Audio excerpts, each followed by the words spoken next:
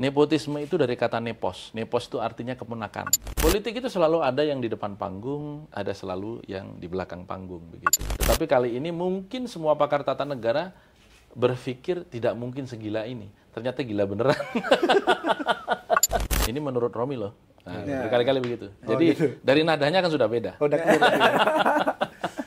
Tidak ada pertemanan dan permusuhan abadi dalam politik. Ya kan? Yang ada adalah kepentingan abadi. Bu Mega sama Pak Jokowi saja bisa begitu.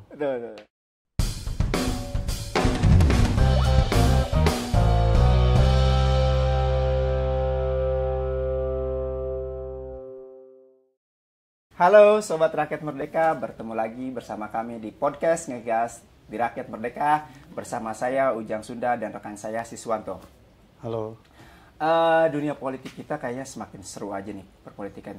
Dengan bergabungnya, dengan mencalonkannya Mas Gibran Rakabuming Raka dengan bersanding dengan Pak Prabowo, tentu itu akan menjadi tantangan berat untuk pasangan Ganjar Mahfud MD. Nah, kayaknya kita kalau untuk membicarakan masalah peluang Pak Ganjar itu seru juga nih. Oh, seru. Dan yang lebih seru lagi juga kan, memang Pilpres 2004 ini sungguh mengejutkan. Kawan jadi lawan, lawan jadi kawan. Harapan politik itu menggembirakan, ternyata kayaknya jauh dari harapan. Karena sekarang aja udah banyak yang saling menjatuhkan, saling menyerang, gitu loh. Di sini kita kedatangan tamu Ketua Dewan Pakar P3, orang yang dulu dekat dengan Pak Jokowi juga, yang sekarang berseberangan ini pasti. Ada di kubu Pak Ganjar. Karena ada di kubu Pak Ganjar, nah, yaitu Mas Romahur Muji atau Gus Romi. Assalamualaikum Gus. Waalaikumsalam. Koreksi, Ketua Majelis Pertimbangan. Oh ya, Ketua Majelis Pertimbangan. Tugas kita menimbang aja. Terima kasih nih Gus sudah sama-sama hadir di bertemu kantor dengan kami. teman lama. Waktu di DPR sering banget tuh wawancara. Langsung aja ke pertanyaan pertama. Dengan kondisi saat ini, kira-kira Gus melihat bahwa Pilpres 2004 ini akan berjalan fair? 2024 tidak akan berjalan fair. Karena ada anak presiden yang bertarung di situ. Dari proses naiknya saja sudah tidak fair. Gimana kita bisa berharap pemilu akan fair? Kan P3 tidak dalam posisi berkeberatan dengan anak muda tampil. Karena anak-anak muda lah yang mengubah wajah dunia digital kita. Mark Zuckerberg itu menemukan Facebook atau membangun Facebook usia 16 tahun. Jerry Yang itu di bawah 20 tahun ketika membangun Google dan seterusnya. Kita sangat apresiasi apalagi 54% generasi kita itu milenial dan generasi Z. Sehingga memang sudah saatnya anak muda tampil. Tetapi problemnya tampilnya anak muda ini kan harus juga memberikan contoh akan kualitas, bukan akan fasilitas. Nah problemnya Gibran ini kan naik karena fasilitas. Apa fasilitasnya? Fasilitas yang disediakan melalui putusan Mahkamah Konstitusi yang menabrak konstitusi. Jadi mahkamah yang seharusnya itu menjadi penjaga atau penafsir utama yang menjadi pemutus final and binding konstitusi kita, ternyata malah justru dimanipulasi sedemikian rupa untuk memungkinkan anak muda berangkat dengan instan. Jadi ini bukan pengalaman munculnya kepemimpinan anak muda yang baik. Sudah banyak pakar hukum yang mengulas, tetapi kalau boleh persoalan di MK ini kan pertama melanggar asas umum hukum, nemo iudex in causa sua, yaitu mengadili orang yang jelas-jelas memiliki koneksitas, memiliki ikatan keluarga. Bayangkan Mas Ujang ya, perkara yang diajukan oleh Almas Sakib Biru itu diajukan oleh seorang yang mengatakan sebagai fansnya Gibran, penduduk kota Solo di mana Gibran menjadi wali kota, dan yang kedua diajukannya kepada pamannya yang menjadi ketua Mahkamah Konstitusi. Termohonnya adalah ayahnya, yaitu Presiden dan DPR tentu kan, pemerintah dan DPR. Nah, kemudian ini diputuskan yang berakibat kepada kakaknya naik. begitu. Mas Kaisang yang menjadi penggugat juga di penggugat sebelumnya itu menjadi salah satu dokumentasi negara yang di situ melibatkan secara langsung di dalam rangkaian gugatan kepada Mahkamah Konstitusi ini. Sementara kita tahu persis bahwa di dalam Undang-Undang Nomor 28 Tahun 99 tentang penyelenggara negara yang bersih dan bebas dari KKN, di pasal 1 angka 5-nya itu mengatakan bahwa nepotisme itu adalah tindakan yang dilakukan secara melawan hukum yang menguntungkan keluarga atau kroniknya. Nah, ini kan unsur-unsur di dalam definisi tentang nepotisme itu sudah nyata-nyata ada dan tidak terbantahkan. Pertama, nepotisme itu dari kata nepos. Nepos itu artinya kemenakan. Ini kan benar-benar kemenakan ketua MK. Jadi orang kan nggak bisa bantah lagi kan? Satu. Yang kedua, apakah melawan hukum? Jelas melawan hukum. Siapa yang mengatakan? Profesor Saldi Isra dan Profesor Arif Hidayat. Dua-duanya mengatakan melawan hukum. Artinya tidak dilakukan secara normal karena istilah dissenting opinionnya Prof. Saldi itu dalam tanda petik sekelebat. Ya, yang kedua di luar nalar. Ini kan dua bahasa yang untuk seorang hakim udah sangat keras, ya. Dan kita tahu persis bahwa di putusan sebelumnya yang 3 putusan sebelum makan siang dibacakannya itu tidak melibatkan Pak Anwar Usman. Karena hakim pemutusnya itu hanya 8 orang. Dan di dalam pertimbangan hukumnya jelas bahwa untuk menghindari konflik kepentingan. Lah, kenapa hanya berjeda makan siang kemudian berubah?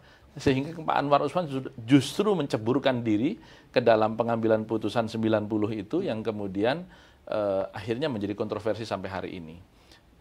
Itu pertama unsur nepotisme. Yang kedua unsur melawan hukum. Juga terpenuhi karena melawan hukumnya itu sudah jelas berhadapan dengan Undang-Undang 28 tahun 99 tentang penyelenggara yang bersih dan bebas dari KKN. Yang kedua berhadapan dengan Undang-Undang Kehakiman pasal 17 ayat 5 dan ayat 6. Di mana di situ hakim tidak boleh memutus perkara di mana dia memiliki konflik kepentingan. Jadi pasalnya itu sudah sangat nyata. Bahkan terindikasi pidana karena di pasal 22 Undang-Undang 28 yang tadi saya sebutkan, itu bisa dipidana kalau kemudian tetap nepotisme itu dilakukan. Itulah kenapa hari-hari ini para akademisi kemudian muncul dengan aneka gugatan ya. Ada yang gugatan ke tata usaha negara, ada yang gugatan ke MK-MK, sehingga kemudian muncullah MK-MK yang sekarang ini dipimpin oleh Prof. Jimli. Jadi itu menunjukkan sebenarnya dunia akademik kita resah, pejuang-pejuang pro-demokrasi kita menganggap ini bermasalah, dan di salah satu media kemarin seorang budayawan dan seorang intelektual kita, Pak Gunawan Muhammad juga menyampaikan tulisan dengan judul yang sangat sarkas ya. Betapa tidak bagusnya sebuah kepemimpinan nasional muncul dengan permasalahan yang mengusik nurani keadilan. Kita tidak sama sekali anti dengan anak muda, karena kita juga mengetahui persis mereka lah yang akan mengawal dan mewujudkan Indonesia menjadi generasi emas di 2045. Tetapi problemnya anak muda yang seperti apa yang muncul begitu. Kita mungkin kotor, saya mungkin kotor, Mas Sis atau Mas Ujang mungkin kotor, rakyat mungkin kotor, tapi kan selalu tetap menginginkan pemimpin yang bersih. Itu satu. Yang kedua, kita tahu persis, tentu ini bukan hal yang terjadi di partai saya ya, di partainya Presiden yang dia diberangkatkan dan dilahirkan yaitu PDI Perjuangan. Ada masalah yang disampaikan secara terbuka oleh sekjennya, oleh fungsionaris-fungsionarisnya. Ada Pak Adian Apitupulu, ada Pak Ahmad Basarah, ada Pak Komarudin Watu Ubun, yang mengatakan bahwa ini adalah pembangkangan, sehingga bisa dikatakan bagaimana kita menerima kelahiran seorang pemimpin yang berangkatnya satu, menabrak nyata-nyata konstitusi, yang kedua menabrak undang-undang, yang ketiga diawali dengan pengkhianatan. Ini bisa dibayangkan betapa rakyat kemudian disuguhi. Rakyat mungkin tidak tahu karena mereka nggak tahu makanan apa itu namanya MK. Mereka tidak banyak mengerti apa sih sebenarnya yang diributkan pasal-pasalnya. Karena kenapa? Karena penduduk Indonesia yang S1, S2, S3 itu hanya 11,9%. Tidak banyak, begitu ya. Jadi kalau riuh rendah netizen muncul, mungkin most likely itu adalah mereka-mereka yang bergolongan 11,9% S1, S2, S3 ini. Atau maksimal ditambah dengan kurang lebih sekitar 28% yang itu usia berapapun dengan pendidikan SMA. Yang 60% SMP ke bawah, bahkan hanya lulus SD atau tidak lulus SD, buat mereka hidup sehari-hari saja susah begitu. Ini persoalan yang menghantui demokrasi kita, tetapi sebagai seorang intelektual tugas kita untuk meluruskan. Kalau kita sepakat bahwa demokrasi kita sedang sakit, maka tugas para intelektual dan kelompok pro-demokrasi untuk menyehatkan. Mas kemarin tapi sudah makan siang loh 3 capres. Pak Jokowi bilang berkali-kali kita netral. Apa itu nggak cukup? Mas Romi membaca bahwa memang tidak cukup, karena kemudian kemarin kita lihat setelah hari Senin para pejabat kepala daerah yang jumlahnya 197 itu dikumpulkan dan dikatakan untuk netral, maka kunjungan Pak Jokowi didahului dengan pencabutan atribut Ganjar Mahfud di Bali oleh PJ, oleh instruksi pejabat kepala daerah tingkat gubernur. Ya, yang itu adalah staf ahli di Kementerian Dalam Negeri dan dari unsur kepolisian. Jadi kalau kemudian sementara seminggu sebelumnya Pak Jokowi datang ke Sumatera Barat, atribut Prabowo Gibran memenuhi sepanjang perjalanan Pak Jokowi. Jadi politik itu selalu ada yang di depan panggung, ada selalu yang di belakang panggung begitu. Seorang pemain politik sejati seperti Pak Jokowi ini akan menyampaikan apa yang normatif pasti di depan panggung gitu. Tetapi di belakang panggung kan kita tidak pernah tahu. Yang kita lihat hanya fenomenanya. Fenomenanya yang kita lihat hari ini 2. Pertama, yang paling akhir adalah pencabutan atribut Ganjar Mahfud, dan beberapa hari yang lalu beredar video Wakil Menteri Desa, ya Pak Paiman Raharjo, yang memberikan pengarahan untuk memilih dan melakukan giat dalam rangka menopang Prabowo Gibran. Artinya apa yang disampaikan itu jauh dari kenyataan begitu. Tapi katanya ini copot itu bukan cuma balihonya Ganjar Mahfud, yang lain juga dicopot juga. Iya, tetapi kenapa di Sumatera Barat tidak? Oh, iya. Apalagi di Bali yang kandang banteng ya. Iya, artinya kan kita masing-masing punya daerah basis ya, seperti P3, Tasikmalaya, Garut, Situbondo, Jepara, Rembang misalnya begitu, di mana kita menjadi pemenang. Ini sama dengan nyabut bendera P3 di Tasikmalaya kira-kira begitu. Nih, kalau pemilu ini tidak berjalan fair, peluang Ganjar Mahfud itu seperti apa? Ya, kita kembalikan kepada rakyat, karena kan berkali-kali Pak Jokowi juga mengatakan yang memilih rakyat, yang berdaulat adalah rakyat. Makanya melalui podcast ini saya mengajak supaya rakyat tidak memilih pasangan Prabowo Gibran untuk menunjukkan bahwa memang rakyat tidak mau dimanipulasi untuk kelanggengan atau pelanggengan kekuasaan yang dilakukan dengan cara melawan hukum gitu.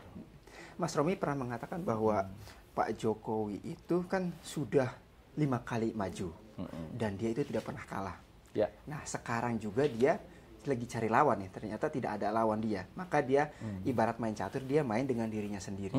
Ini sudah levelnya, kalau kayak gini level apa tuh? Dan bagaimana untuk mengalahkan levelnya Karpov. Saya selalu katakan ini pertarungan antara Jokowi sebagai kader PDI Perjuangan melawan Jokowi sebagai ayahnya Gibran. Jadi kalau Prabowo Gibran nanti menang, ya memang Pak Jokowi menang karena ayahnya Gibran. Yang kemarin waktu ditanya secara terbuka juga menyampaikan hanya memberi doa dan restu. Tapi kalau Ganjar sama Mahfud yang menang, Pak Jokowi juga akan mengatakan, loh saya itu ikut dorong Ganjar. Jadi inilah yang saya di awal dulu, setahun silam saya sudah mengatakan pemilu ini akan all the president's men. Ya, akan diisi oleh orang-orang yang di-endorse oleh presiden. Hanya harapan PDI Perjuangan sebagai partai yang melahirkan dan membesarkan Pak Jokowi tentu di akhir Pak Jokowi harus bersikap, tidak terus-terusan main dua kaki, bahkan 2,5 kaki ya, karena ada Caimin di Anies kan begitu. Jadi kalau kita lihat hari ini kemudian menjadi permainan itu sudah dihuni. Saya katakan kemarin di salah satu podcast, hampir seluruhnya itu All the President's Men.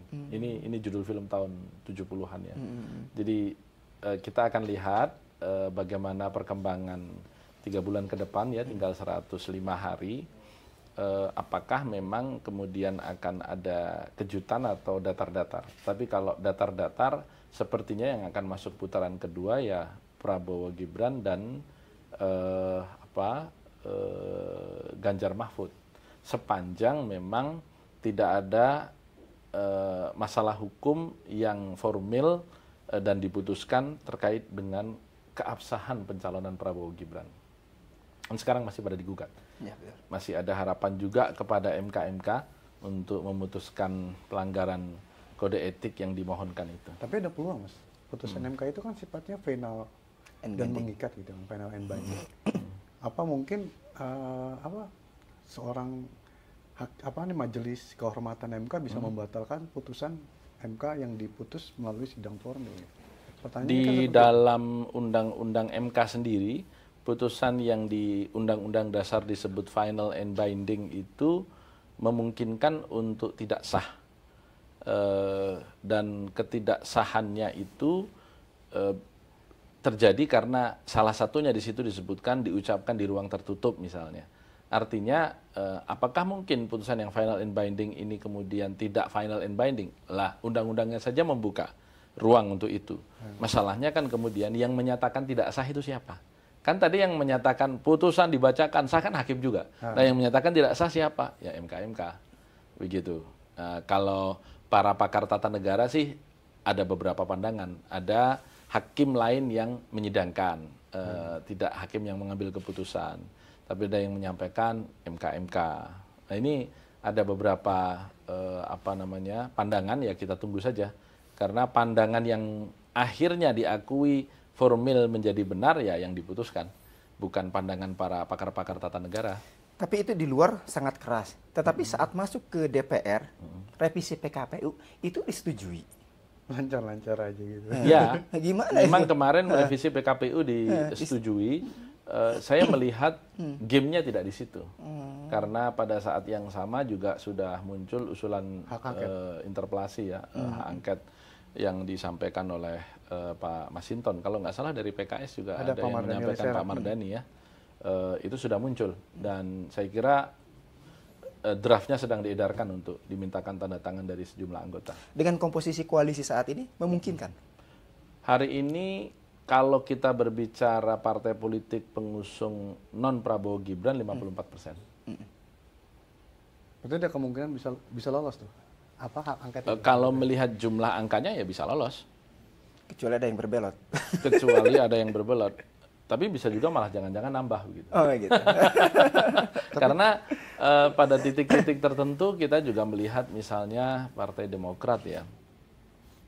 Pak SBY itu kan mengakhiri posisi presidensinya berbeda dengan Pak Jokowi. Karena Pak SBY kan memilih untuk mendudukkan dan meletakkan dirinya betul-betul berjarak secara netral dalam arti yang sebenarnya ketika Pilpres. Seandainya pada waktu itu Pak SBY nggak netral, mengarahkan saja karena posisi kekeluargaannya kan juga ada karena besannya adalah Pak Hatta yang juga memang orang dekat Pak SBY, bukan hanya sekedar menteri tapi orang dekat. Tapi Pak SBY kan betul-betul memerintahkan seluruh aparat negara untuk netral. Tapi kalau sekarang kan tanda-tanda tidak netralnya sudah ada begitu ya. Dan kita juga mendapatkan laporan dari salah satu DPW kami yang menyampaikan kalau beberapa ulama P3 didatangi juga oleh salah satu aparat diminta untuk mendukung Prabowo Gibran. Padahal jelas-jelas dia calon anggota DPR RI dari P3. Artinya kan ketika saya menyampaikan itu bukan hanya isapan jempol, bahwa di lapangan itu fenomenanya sudah muncul. Begitu. Mas, ini kan Prabowo Gibran ini kan nggak mungkin bahwa ini ujuk-ujuk, pasti kan ini desainnya, skenario-nya udah berjalan lama. Kayak PDIP, P3 kan dari dulu memang dekat sama PDIP selama beberapa bulan ini. Apa memang sudah nggak mencium aroma-aroma seperti ini? Oh sudah, saya kan dapat informasi berkali-kali dari orang-orang Solo bahwa ini sudah pasti, ini sudah dicetak beberapa bulan yang lalu sudah dicetak 4 juta kaos misalnya. Tanda-tanda kehadirannya kan kemudian saya cek kepada seluruh ketua DPW dan DPC, tolong laporkan ada nggak billboard Gibran muncul di situ. Oh ada, di Sulawesi, di Kalimantan Selatan sudah muncul di angkot-angkot, di seluruh NTT muncul, kemudian ada laporan lagi dari Sumatera Barat dan lain sebagainya. Jadi kita sudah terima laporan itu. Yang melihat tanda-tandanya waktu itu saya katakan tidak mungkin tidak lanjut. Terlalu besar eksperimen politik yang dilakukan di lapangan kalau kemudian itu tidak berlanjut. Begitu. Meskipun waktu itu jauh masalah isu putusan MK itu, Mas. Ya, karena saya yakin waktu itu dibuat kabur supaya orang tidak dalam tanda petik mengawal putusan MK ini. Berbeda dengan waktu gugatan tentang suara terbanyak atau tertutup begitu. Itu kan dimunculkan betul oleh Denny Indrayana. Meskipun itu juga masih masuk ranah open legal policy-nya DPR ya. Tetapi kali ini mungkin semua pakar tata negara berpikir tidak mungkin segila ini. Ternyata gila beneran. Banyak yang menganggap bahwa partai-partai itu dibagi oleh Pak Jokowi. Satu ke Prabowo, satu ke Ganjar. Nah, P3 itu salah satu yang mengambil sikap sejak awal itu ke Pak Ganjar. Apakah itu ada semacam pengarahan atau gimana? Emang nggak diajak apa?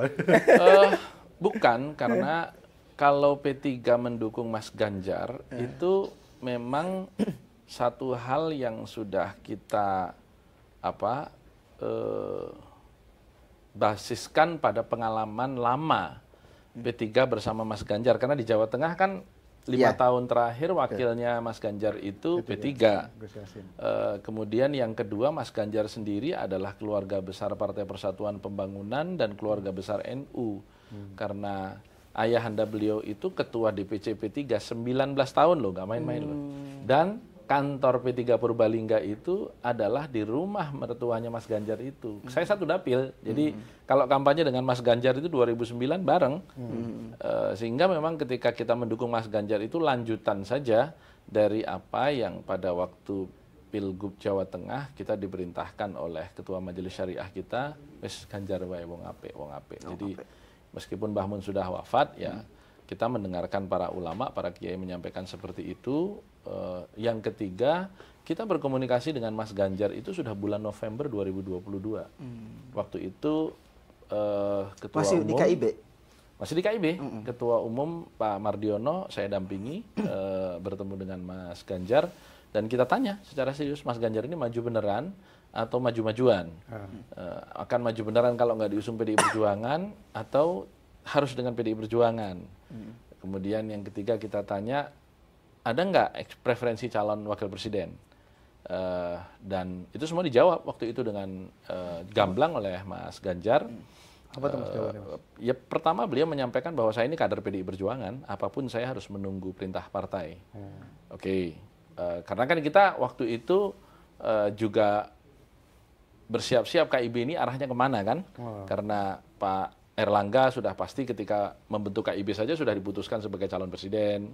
Kemudian PAN waktu rakernasnya di Semarang juga sudah menyampaikan akan mengusung Erik begitu. Jadi kita kan juga ngecek Mas Ganjar ini gimana sih gitu.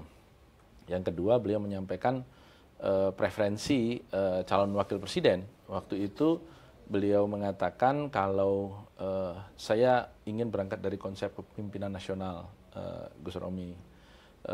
Gimana Mas? Pertama konsep kepemimpinan nasional di kepala saya itu adalah kontinuasi. Jadi melanjutkan apa yang baik di pemerintahan Pak Jokowi. Yang kedua komplementasi, melengkapi apa yang kurang, apa yang salah di pemerintahan Pak Jokowi. Kemudian yang ketiga rekonsiliasi, yaitu menyatukan tidak ada lagi narasi kadrun versus kampret. sehingga negeri ini tidak terkoyak oleh narasi dan polarisasi yang terus-menerus selama 10 tahun terakhir. Dan karenanya dari 3 ini maka saya berharap satu, ada partai politiknya kadrun yang ikut mengusung saya. Yang kedua, wakil saya itu representasi yang selama ini dekat dengan kadrun atau mereknya kadrun, kira-kira begitu. Dan kita tanya waktu itu secara tertutup tentunya ya, tapi kan ini kan sudah berlalu jadi saya sampaikan saja. Siapa kira-kira yang seperti itu? Kita cek satu-satu, mulai dari Pak Erick Thohir. Oh nggak bisa, Pak Erick kan ketua timnya Pak Jokowi, tidak masuk kriteria rekonsiliasi begitu. Yang muncul-muncul lah, yang tinggi-tinggi namanya gitu. Pak Sandi, Pak Prabowo gitu. Nah Pak Prabowo masalahnya mau nggak dia jadi calon wakil presiden gitu. Kemudian yang ketiga kita sebut nama Pak Anies. Pak Anies itu ideal, tapi saya belum pernah dengar juga dia mau menjadi calon wakil presiden. Kemudian yang terakhir kita sebut Pak Sandi. Nah, itu ideal, dia bilang gitu. Karena Pak Sandi ini memang tidak pernah juga berkampanye untuk capres. Nah, sejak itulah maka kemudian kalau Siswanto atau Ujang lihat kita punya kegiatan di P3 itu semua langsung dengan Pak Sandi terus. Jadi sebenarnya ini adalah perfect match sebenarnya, pertarungan yang sangat ideal kalau Mas Ganjar dan Pak Sandi waktu itu masuk. Karena kombinasi kebutuhan objektifnya itu sempurna dalam kacamata P3 ya. Sampai kemudian Pak Sandi akhirnya melamar atau menyampaikan keinginannya untuk masuk ke dalam P3. Awal-awal itu belum, baru kegiatan-kegiatan termasuk ya tentunya kita bahas bahwa ini Anda disampaikan oleh Mas Ganjar posisinya seperti ini, tapi ada beberapa komunikasi yang Anda perlu bereskan dengan DPP PDI Perjuangan, karena kan kita tidak tahu bisa diterima atau tidak. Ibarat perseroan terbatas, PDI Perjuangan ditambah P3, ditambah Perindo, ditambah Hanura itu kan 26,5%. PDI Perjuangannya sendiri kan udah 21%. Jadi kalau voting right-nya itu memang ya mutlak begitu ya. Jadi kita sebenarnya menyuarakan siapapun secara fair ya tergantung PDI Perjuangan begitu. Nah makanya kita minta supaya Sandi lu gedor-gedor juga dong di sana, ketok-ketok pintu. Jangan kita aja yang formal masuk lewat ketua umum, tapi bikin komunikasi. Nah, tapi yang terjadi ya sudahlah, keputusan akhirnya adalah Pak Mahfud dan itu juga sudah bisa diterima dengan baik oleh Pak Sandi. Ini Pilpres itu kan bukan hanya pertarungan darat ya Bang ya. Kalau pertarungan darat tadi kan udah kalah tuh kan. Udah balik gue dicopot. Ya. Pilpres juga pertarungan udara. Nah, di media sosial bukan kalah sih, belum ada perlawanan. Belum ada perlawanan. Nah, gitu. Ya selain media sosial juga kan ada media formal ya, media mainstream ya. Ya kita tahu bahwa Pak Ganjar Mahfud itu kan sudah punya modal karena Pak Haritanu ada di situ. Nah, Pak Anies memperlakukan Pak Surya Paloh dengan media Indonesia itu kan begitu partisan betul. Partisan begitu dijunjung tinggi dan lain sebagainya. Sementara ini di posisi Pak Ganjar Mahfud ini memposisikan Pak Haritanu ini gimana? Karena dia kan udah punya modal nih, punya modal besar. Harusnya dioptimalkan. Gimana? Setahu saya sampai hari ini sangat optimal. Pak Ganjar muncul di acara-acara yang berada di bawah media grupnya Pak Haritanu, dan munculnya juga di tempat-tempat yang politisi nggak bisa muncul sebenarnya, acara-acara yang untuk milenials, untuk Gen Z, untuk keluarga begitu. Kalau politisi kan munculnya di acara podcast sama di acara talk show kan biasanya. Kalau di luar itu biasanya politisi kan susah untuk muncul, dan itu sudah muncul kok. Mas Gus, saya mau nyinggung soal ini. 5 tahun lalu kan Gus Romi sempat ada masalah yang kurang baik dengan Pak Mahfud. Ya kan? Terkait gagalnya Pak Mahfud, waktu itu kan yang dituding kan Gus Romi nih, salah satunya nih, Romi nih, P3 yang gagalkan kita. Sekarang Pak Mahfud udah jadi cawapres, P3 ada di situ. Sekarang hubungannya gimana, Gus? Oh, beberapa bulan yang lalu udah beres, dari setengah tahun yang lalu lah.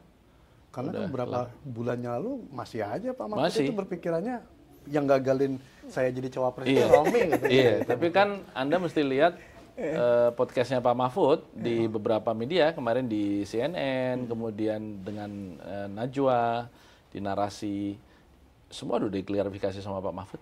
Ini menurut Romi loh, Nah, Ya. berkali-kali begitu. Oh, Jadi gitu. dari nadanya kan sudah beda. Oh, udah clear lagi ya.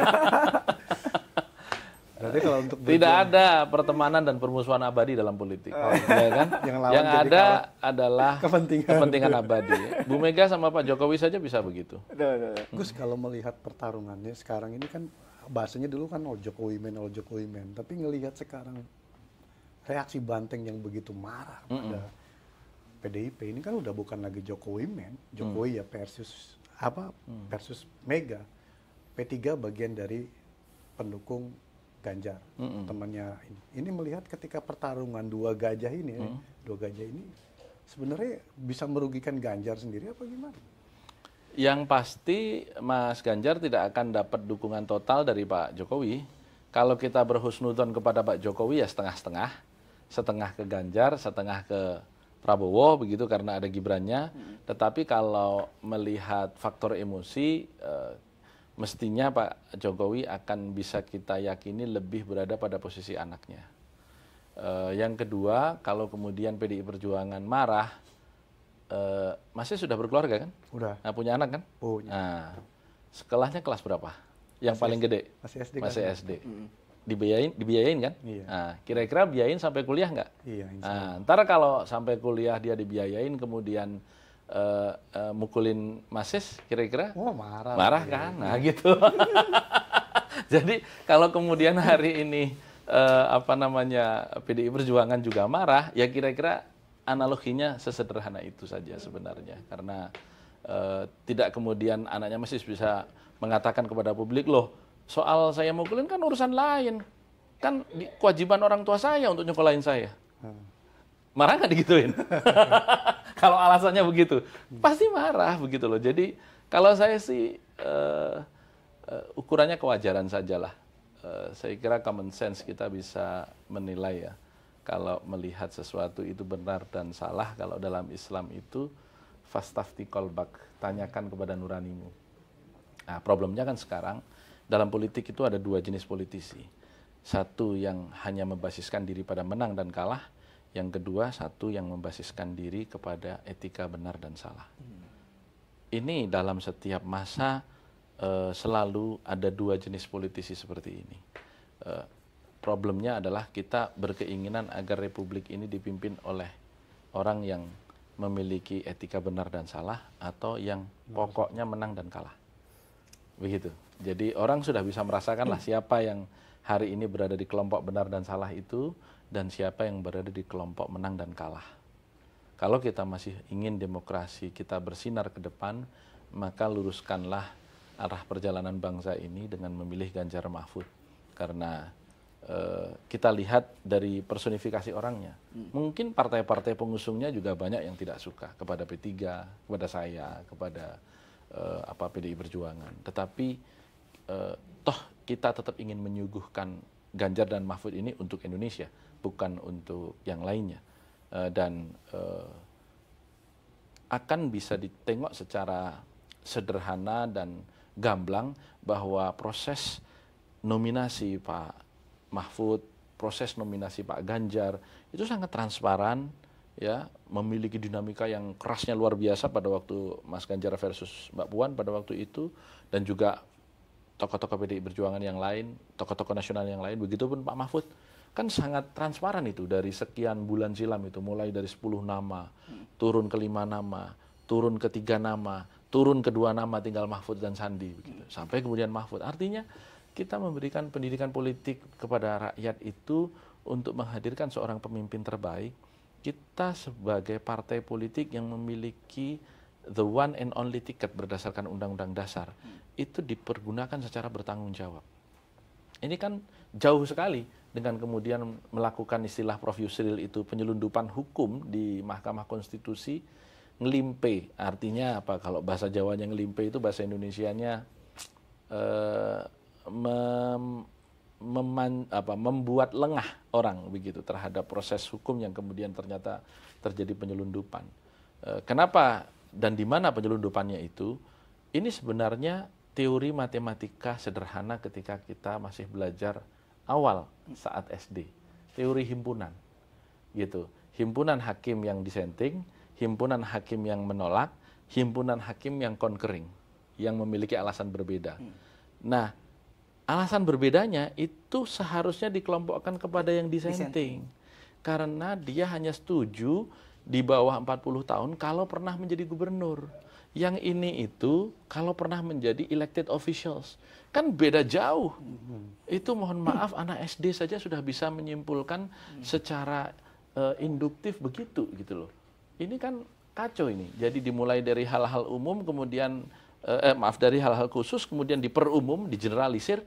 Generalisasinya itu Salah mengambil kamar. bukan salah. Apa? Bodohnya keterlaluan. Mungkin ada yang melesetin gini kalau di ini anak-anak sekarang itu. Pak, saya belum 16 tahun, tapi saya udah pernah naik motor. Berarti saya bisa dong mendapat SIM. Iya. Sama tuh, kayak begitu.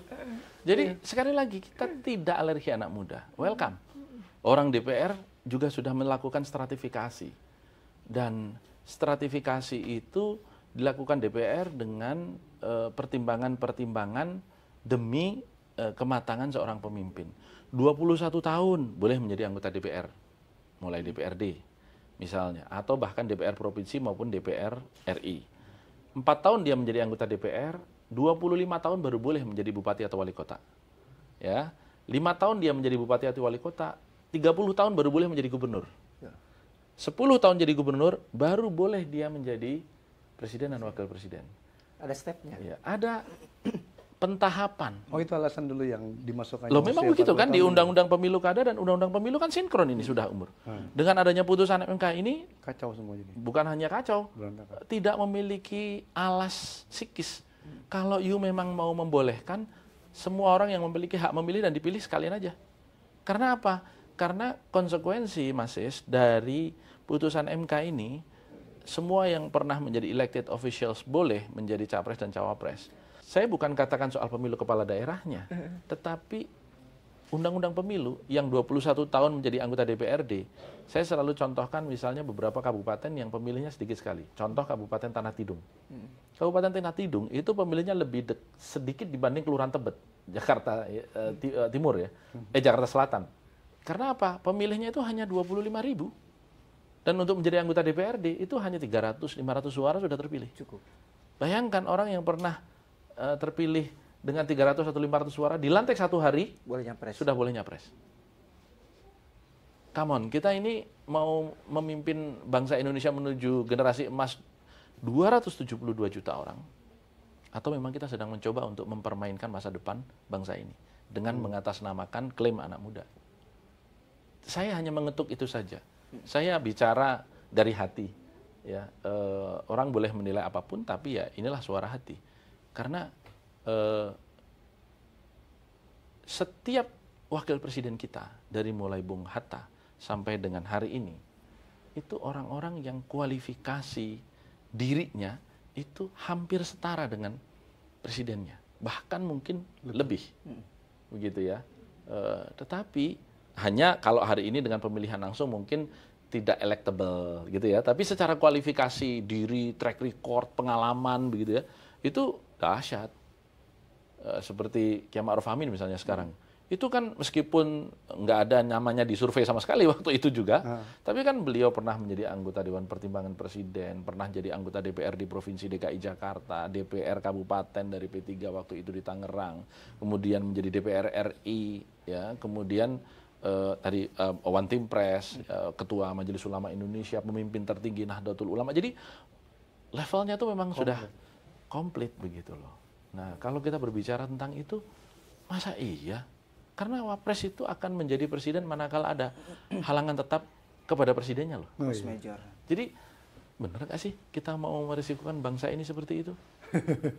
Begitu loh. Kalau saya tuh ngajak common sense saja begitu. Saya no hard feeling lah dengan apalagi Mas Gibran ya, nggak ada masalah. Bukan Mas Gibrannya, yang salah Mas Gibran kan memanfaatkan privilege yang diberikan di Mahkamah Konstitusi. Begitu. Ini Mahkamah Konstitusi ini adalah satu-satunya lembaga negara di Indonesia yang di dalam syarat untuk menjadi anggota hakimnya itu memiliki syarat negarawan. Tidak ada lembaga negara lain. yang memiliki syarat itu. Kenapa? Karena sebagai negative legislator, bahkan sekarang sudah berubah menjadi positive legislator dalam beberapa putusan, mereka itu bayangkan, putusan 9 hakim yang ada di Mahkamah Konstitusi itu bisa menolkan rundingan DPR dalam rapat paripurna yang isinya 575 orang dan presiden beserta aparat yang memiliki puluhan lembaga negara yang menopangnya. Hanya oleh 9 orang ini. Betapa dahsyatnya kekuasaan yang dimiliki oleh Mahkamah Konstitusi. Dan hari ini dilakukan dengan main-main, dengan melawan seluruh kode etik Sabta Karsa utamanya Mahkamah Konstitusi itu sendiri, karena sangat-sangat tidak profesional, dan yang dahsyat tidak mundur lagi. Apalagi besok, apalagi besok kan sekarang udah ininya anjlok, citranya anjlok. Besok sengketa pemilu Juga oleh MK lagi. MK lagi. Ini kan betul-betul demokrasi kita ini yang seharusnya semakin berkualitas itu mengalami degradasi kualitas yang dahsyat sekali, dan adalah pekerjaan rumah kita para pejuang-pejuang demokrasi untuk meluruskan kembali arah demokrasi kita. Karena dalam demokrasi itu ada 4. Ada pejuang demokrasi, ada petarung demokrasi, ada penikmat demokrasi, dan ada pengrajin demokrasi. Gitu. Kita Urutan yang terakhir itu. ya artinya rekan-rekan ini pengrajin demokrasi lah, membuat berwarna dengan podcast-podcast itu memperindah lah begitu. Tetapi yang penikmatnya ada, gitu, yang nggak pakai fasilitas gitu kan, ibaratnya baru lulus SD langsung kuliah nih, ya kan? Nggak berkeringat langsung udah ini. Betul. Mas, ini satu lagi nih ya. Sekarang itu lagi dipiralkan istilah petugas partai. Jadi head to head antara Pak Jokowi dengan Ibu Mega, bahkan jadi konotasinya negatif petugas partai. Tetapi ternyata Pak Ganjar pun dilabeli dengan petugas partai. Ini bakal merugikan Pak Ganjar nggak? Loh, semua partai politik itu ada kata penugasan kok di dalam ADART-nya. Di P3 juga ada. Jadi nggak bakal, konotasi ini nggak bakal merugikan, mendegradasi Pak Ganjar? Yang mendegradasi itu adalah penilaian publik yang memang dalam tanda petik dikondisikan itu menjadi jelek. Karena di dalam anggaran dasar dan rumah tangga P3 saja, di situ juga sama, rapat pimpinan nasional dihadiri oleh Ketua Umum, Sekretaris Jenderal, Ketua DPW, Sekretaris Dewan Pimpinan Wilayah, dan kader-kader partai yang ditugaskan di lembaga-lembaga negara tingkat pusat, misalnya. Sama. Begitu. Jadi ada masalah apa dengan penugasan itu? Kalau tidak ada penugasan, mana mungkin Gibran menjadi wali kota Solo? Mana mungkin Bobi menjadi wali kota Medan kan? Kalau tidak ada penugasan. Karena kan kalau melihat proses yang ada di internal pada waktu itu, di Medan sudah ada wali kota incumbent yang masih menjabat baru 1 periode, Pak Akhir Nasution. Di Solo sudah ada wakil wali kota incumbent yang juga sudah siap Pengen jadi. dan sudah diputuskan untuk mendaftar. Tetapi kan karena ada penugasan dari partai, maka yang diletakkan di situ untuk mendapat penugasan Mas Gibran. Di Medan yang diletakkan untuk mendapat penugasan adalah Mas Bobi. Begitu. Jadi kalau istilah anak muda sekarang, so what gitu loh dengan penugasan gitu. Ini Mas, satu lagi saya bertanya.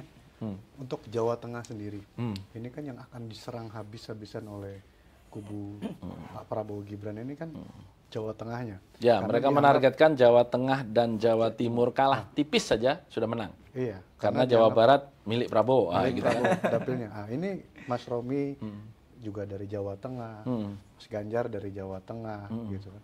Sementara di Solo Pak Jokowi juga orang Jawa Tengah. Ini gimana mempertahankannya biar ini nggak jatuh ke tangan lawan? Ya, di Jawa Tengah kami memiliki beberapa kepala daerah dan dominan Jawa Tengah itu kepala daerahnya dari PDI Perjuangan.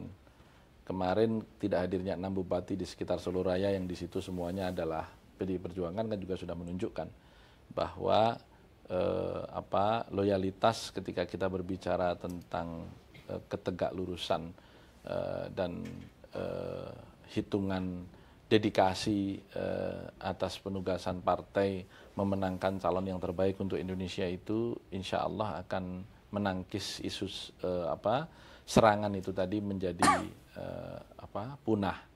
Dan ini dilakukan hari ini secara intensif oleh aparat-aparat partai pengusung, termasuk saya sendiri kebetulan selama sepekan terakhir juga keliling mulai dari Rembang ke Bojonegoro, ke Pemalang, ke Purbalingga, ke Banjarnegara, begitu. Semuanya adalah menguatkan struktur partai untuk turun ke masyarakat di samping berkampanye untuk pileg agar P3 mendapatkan dukungan rakyat, tetapi juga untuk memenangkan Ganjar Mahfud.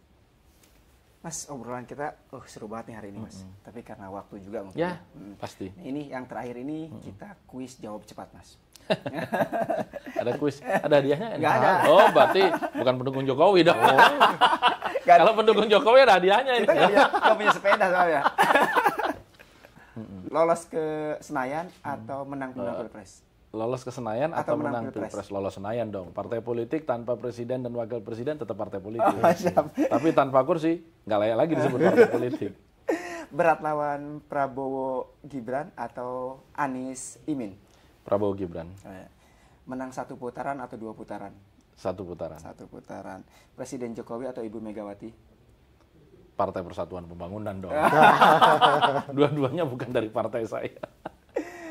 Anulir putusan MK atau berhentikan ketua MK?